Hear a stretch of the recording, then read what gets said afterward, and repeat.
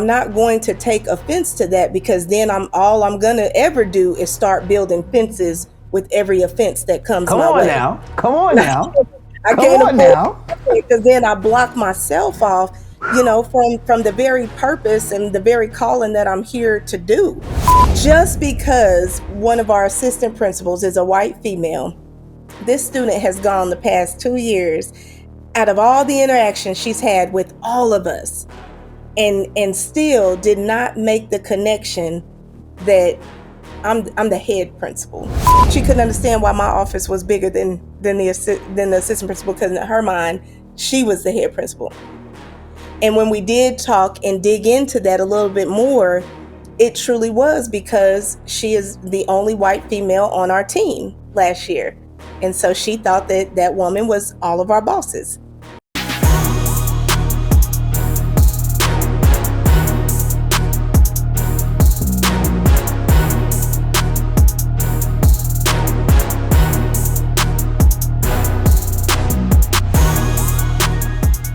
Well, guys, I am with the phenomenal, and I mean that when I say the phenomenal, Mrs.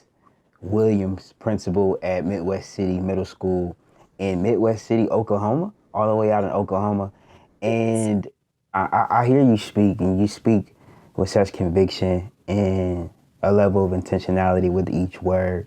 And it shows your leadership, and it shows your vision, right? And you are in a position where you are a leader at a school, a principal in education.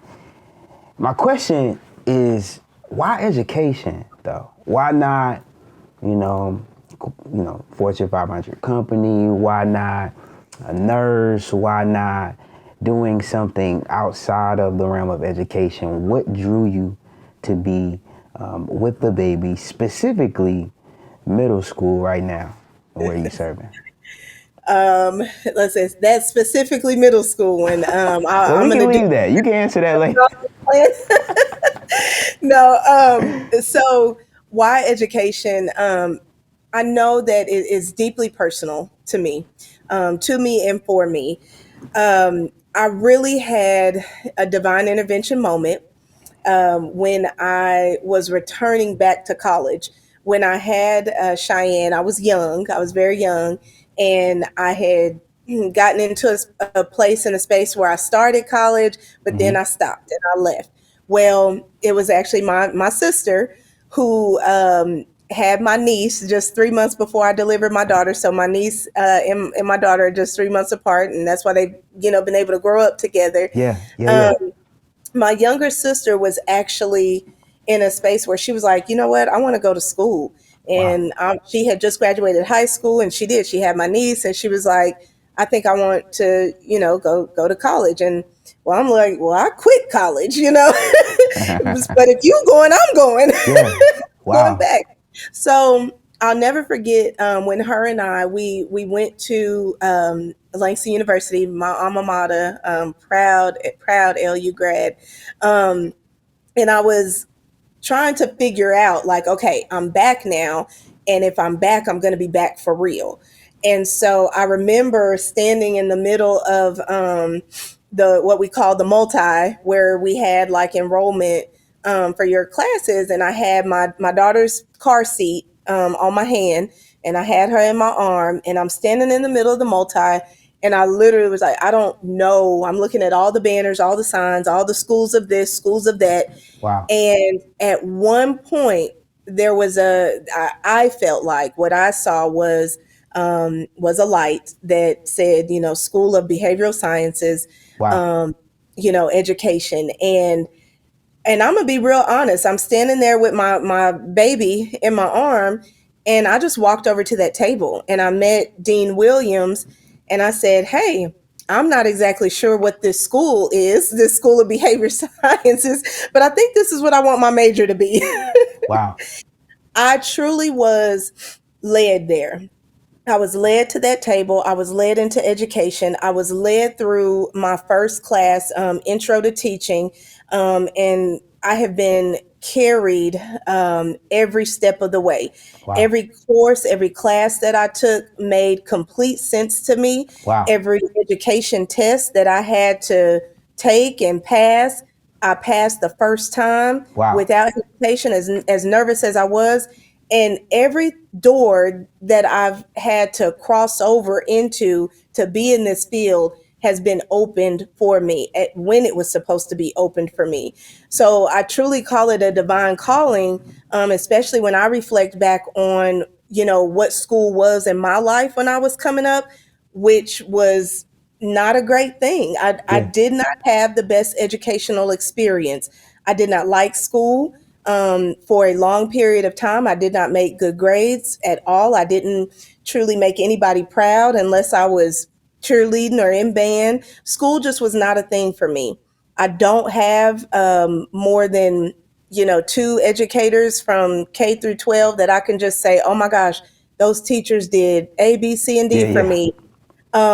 And I mean, I was a bad student. I really was. I was not good at all. I just didn't care. I was one of those, I didn't care. Yeah. And I continued to make wrong decision after wrong decision, because I was going down the wrong path. Yeah. Um, and so when I stopped, I was like, oh my gosh, I can't believe that me, of all people, has turned into the educator. Yeah. Um, I often joke. A couple of years ago, I had my class reunion back in Tulsa, and I was like, I'm nervous to go tell my classmates that I'm like in education. And one of my assistant principals, he was like, Kenyelle, what are you talking about? You're a principal. Like, you go back and you tell them you're a principal. I was like, I can't do that. They're gonna laugh at me. Like, they know Kenyelle, and they're not gonna believe me. Yeah. Yeah. Yeah. And sure enough, some people at the table did chuckle when Yeah. they asked about life updates and found out I was in education. Wow. So many people could not believe that that's the path that I ended up on. Um, but again, it's deeply personal to me. My brother, I have a younger brother who, once I started learning about the ins and outs and the politics of education, who I truly came to believe that the education system failed my brother. Yeah. Um, in so many ways, just like it failed me in some ways. Yeah. And so I do this because no kid deserves that. Nobody deserves to Mm. get passed on because of their, athletic abilities, or just because they're bad, Yeah. things like that. Kids do not deserve that. Everybody deserves the best chance in life, Yes. and education is where it starts. Yes. Yes. Yes. Wow. Wow. My Yeah. mind's about to explode. Oh my God. There are so many things and so many places in your story we can put a pin and go in for 15 minutes. I just want to highlight one particular area that a lot of people are probably jealous of. Principal Williams, you were led. You were led. Yes. People Yeah. want to be led. People want to know.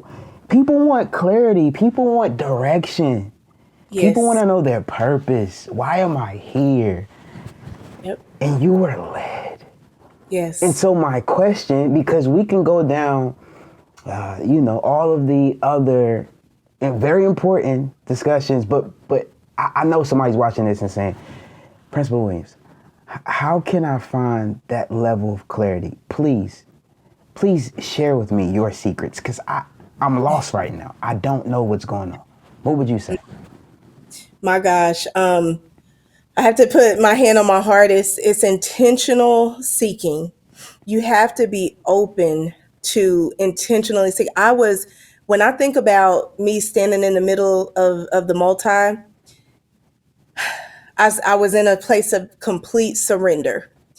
I was waiting and I was wanting earnestly. It wasn't, I didn't have any forethoughts about what Kenyelle wanted. Mm, It truly was, Lord, what do you want for me? And I'm open. It was that complete yes. It was the complete surrender. mm, I didn't think about, well, what if I go here? What if I go that way? What if I go this way? It truly was, I'm standing there listening, and I was willing to listen for as long as it took. And sometimes I think we are guilty of just the mind just going and going, and we've got all these thoughts, and sometimes some of that anxiety might creep in because we don't know and we want to know, not realizing we just have to be still and be silent. Just be still and be silent. And when we are, and when we're willing to be still and be silent for however long it takes, you will be led. You will Mm, be led to your purpose, which mm, is going to lead you down that path to your destiny. That's your mm, journey. mm, And so I don't claim to have all the secrets or know or anything, but what I do know is I was in complete surrender. I was still and I was silent. mm, mm. And to transition a little bit to those that do know their purpose, Hmm. and they're actively serving in it, but they're tired, they're burnt out, they're fatigued, they're watching this and they're saying, man, Principal Williams has a light in her eye that I desperately desire. I want her energy. I want that authenticity to be on display. I want to have her joy. What Yes. are some things you do on a day-to-day basis as a principal, as a person with so much weight on your shoulders, with responsibility, with thousands of people depending on you? Yeah. How do you do it, and what would you tell other principals and other administrators? Man, that's really good. Um, I would say for me, something that I do and reflect on every day, my core values, and everybody has to come to what those are and what they mean to you. Um, I tell my staff and anybody who wants to know, like, my core values will sound very very familiar if you subscribe to a certain book, and there's love, joy, peace, patience, Yeah, kindness, goodness, gentleness, faithfulness, and self control. yeah, Those are my core values. yeah. Those are what anchor me every Mm, morning when I open my eyes, and what settle me and bring me peace when I lay my head down on that pillow, are mm, those non-fruit. And when I'm not necessarily in harmony with all of those, yeah, and that's when I say, okay, externally, what can I do to change up, what's going on in my brain, to change up what's going on in my body, and for me, because I think the internal as well as the external they are both important. And so for me, I roller skate. I don't wow, know if Mr. Hancock, if Coach Hancock shared, I'm principal on a roll, wow. is what I am. So I am principal on a roll, and You I roller play. skate in the building? I roller skate in the building. Wow. We have a skate club, and I mean, right here on my leg, there's my little roller skate. Okay.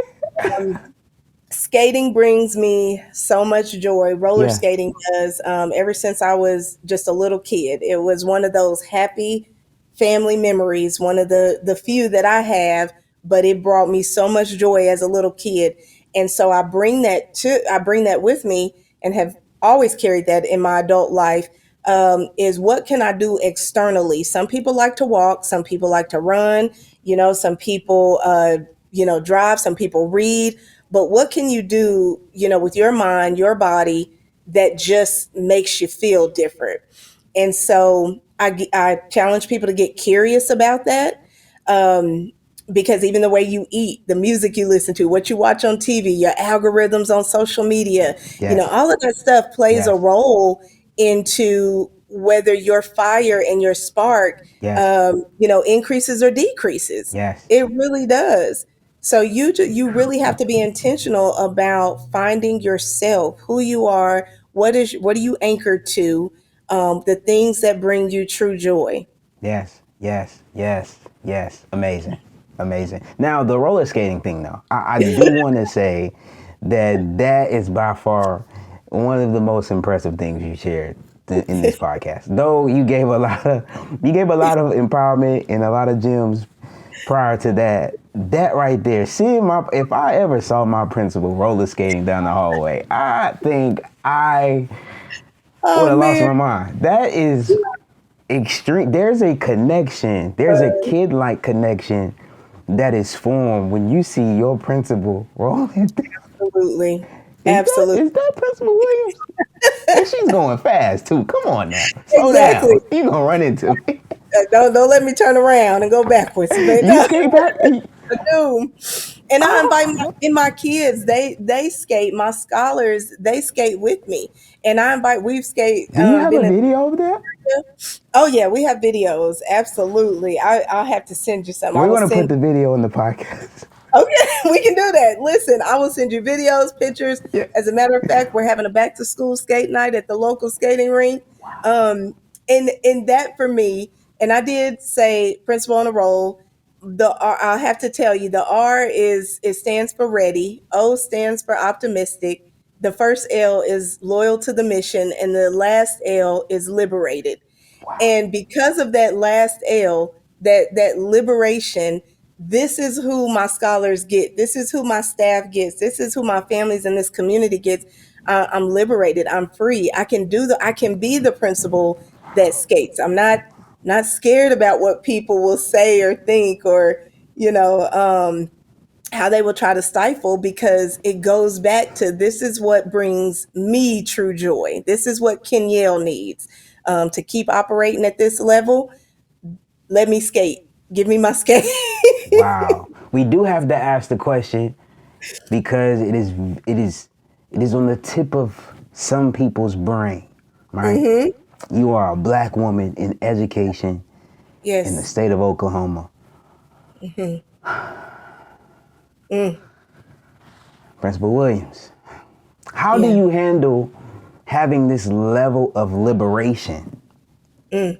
as a black woman in education, in a place of leadership, dealing with people in the community who feel otherwise? You said you don't care, but I know caring doesn't mean there aren't certain circumstances Oh that yeah. come up against your ability to do what you need to do. So take us through potentially some scenarios and ways in which you had to fight through those negative scenarios. Yeah, absolutely. And thank you for recognizing that.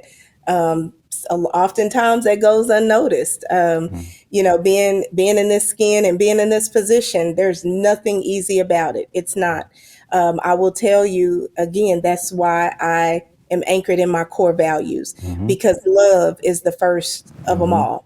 Mm-hmm. I have to start from a place of love. And if Yep. it's real, genuine love, agape love, then you don't have a problem expanding your capacity deep and wide for all the things and all the people that are going to come at you, the way that they're going to come at you, the tone that they're going to use, the daggers they're going to throw, the weapons that are going to fly by and sometimes land. I have to start from a place of love. My capacity when it comes to love is deep and it's wide. And so I know that that has to be an anchor for me because I am a Black woman in leadership. So not that I have this thick, tough skin where nothing, gets me down. That's not it at all. What it does is it gives me an understanding. It gives me an ability to understand and a capacity to understand that that person has something different going on in their lives. That person was brought up different. Their experiences are different. Somebody taught them a different way. And it's not the way I was taught. It's not the way I was brought up. And it's not the way that I'm teaching our scholars to live either. And so when you're able to get past as a leader, especially a Black woman, you know what? I'm not going to take offense. And I'll give you two situations here. I'm not going to take offense to that, because then I'm going to ever do is start building fences with every offense that comes Come my on way. now. Come on now. I Come can't on afford now. it, because then I block myself off, from the very purpose and the very calling that I'm here to do. I hope So they there's caught that. no room for that. There's no room for that. One situation that happened just a few months ago at the end of the last school year, we had a seventh grade student who had been here in sixth grade and in seventh grade. Um, Talk to this student almost on a daily basis. We pass each other in the hall, been to every student assembly, that whether I lead it or one of the student council, something. She's been in the building. She sees me. She knows me. And this was a Black female student. Well, at the end of the school year, she, kind of comes to our office, for something. She walks in my office from the seventh grade principal's office, and she said, Miss Williams, I've been wanting to ask you this. She said, I just don't understand. She said, why is your office bigger than Miss Frost's office? Chrissy Frost, who's one of our assistant principals, who is a white female.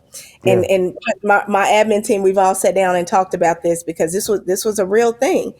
And it didn't even take her explaining too much more of what she meant and what she thought, for me to catch on what her belief was. She couldn't understand. And I said, when I asked, I said, why do you ask that? Why do you ask why my office is bigger? And she said, well, isn't Miss Frost the head principal? Why is your office bigger than hers? And I said, let's sit down and talk. Wow. Just because one of our assistant principals is a white female, this student has gone the past 2 years, out of all the interactions she's had with all of us, and still did not make the connection that I'm the head principal and Wow. Miss Frost is the assistant principal. She couldn't understand why my office was bigger than the assistant principal, because in her mind she was the head principal. And when we did talk and dig into that a little bit more, it truly was because she is the only white female on our team last year. And so she thought that that woman was all of our bosses. And so, yeah, and so we said, you know what? And I asked her, so many questions that came from that. And from her experience, it is white females who dominate the education field.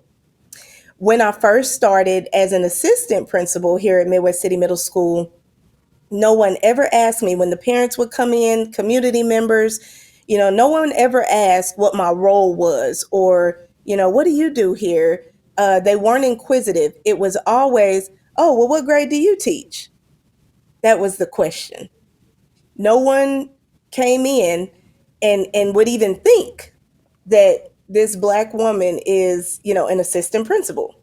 And now, especially, head principal, that was a question I got for almost 2 years. What grade do you teach? Wow. And yeah, so it is. It's a lot of, and I Yeah. have to give Dr. Chris Emdom his flowers on this one. He phrased it as navigating Confederate waters Yes. is what it is, and it is a skill. There's a science behind it, Yeah. and you just have to know your politics, know your policies, know procedures, and know your people, Yep. and that's going to help you navigate the Confederate waters. Wow. Wow. That's beautiful. One of my good friends, Chris Singleton, says that there is a story for every stance that somebody has, which is what you alluded to. People have been raised differently than we have, and also fight different battles on each and every occasion and each and Yes. every day. And I just want to commend you for your leadership, for your ability to stay in the fire, to not build fences, to not be a person of offense, and to have agape love, deep and wide. I hope you guys caught that. Deep and wide. I'm taking that home with me. I'm taking that to my wife. As soon as we get out that point, hey, I'm gonna love my wife deep and wide. That's it. That's And I'm it. gonna tell her Principal Williams told me to. Man, lastly, and we could talk for 2 to 3 hours, but you are a school leader. Your time is important, so I'm staying on track. I'm not gonna, you know. But lastly, when we talk about a legacy, and this ties into what you were just talking about, you are right now rewriting, the culture and the landscape of your region by being a person of color, a black woman, leading with integrity, with love, deep and wide. What do you ultimately, though, want your legacy to be, as an educator and as a person in its totality? Man, I would say part of my mission is that I'm a servant leader. That has to be part of my legacy. When I am gone from this place, for however many years they remember me, I want people to know that I operated in servant leadership. I'm a servant first. I'm going to serve, and I'm going to do that with unconditional grace and unwavering accountability. Mm, There are so many different avenues in this world right now, that if we don't give grace and operate in the same grace as given to us, We're Yeah. going to lose people. We're going to continue to lose people, and it's not going to be, fun or anywhere nice to be at all. Yeah. In education specifically, I want to give unconditional grace, but also have unwavering accountability, Yes. because while there's room for mistakes, there's room for mess ups, there's room for not doing your absolute best all the time. That's okay. And at the same time, Principal Kenyelle Williams is going to also hold you accountable for what's right and for Yes. what's just. And I don't ever want anybody to know or think anything different of Yes. me. And so that is absolutely what I want my legacy to be, when I pass on and pass the torch and I'm gone. Wow. Wow. Well, we thank you. We appreciate this transformative masterclass that you have given us. It has truly renewed my mind. It's given me insight on what it takes to be a leader that loves, that abides by the true core principles, the only core principles that truly matter. And yeah, we just want to say that we wish you nothing but the best this year. Go out Thank and be you. the best principal you can be the best leader you can be, and we'll be sending our thoughts and our prayers to you and your school. So we love Thank you. you. We appreciate you. Thank you Likewise, so so much much. love. And thank you. Thank you for the invite. It's an honor. I mean, I'm so appreciative to be able to have this conversation. Thank you for what you do. So much Of course. appreciation to you. Hey family, are you in the need of a speaker or host at your next event? If that is the case, I am your guy. Dwayne House is the guy. Everybody needs to hear for how amazing he is. Words that he brought today is very powerful. He was phenomenal. You made me a better man, honestly. I would be the best student in my classroom. I would be the best version of myself. I recommend Dwayne Cowles to come to your school, to talk to your student population, to motivate them, get them engaged. I don't know how to describe it, but he connected to the audience, and I liked it. If you're looking for somebody to come and transform the lives of middle school, high school students, Dwayne House is the guy. We want him to come back and speak to the whole entire district, not just one school. We want all schools to hear him, and all administrators, teachers, parents, scholars. Everybody needs to hear for how amazing he is. So you must ask yourself in this moment, when people think about you, what is associated with your name? How do you want to be remembered?